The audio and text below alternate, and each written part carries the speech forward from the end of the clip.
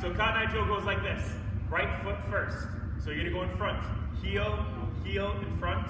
Then it goes in the back. Toe, toe in back. Right foot then goes out to the side first. Touch in front, side, touch in back. Grapevine to the right. So step, behind, step, together, and you clap. And then you go to left. Step, behind, step, together. You go backwards, 4 steps. 1, 2, 3, clap, forward. 1, 2, 3, jump. Then you start all over again. So it's heel, heel, toe, toe, side, tap in front, side, tap in back. Step, behind, step, clap, step, behind, step, clap, back, 2, 3, clap, forward, 2, 3, jump.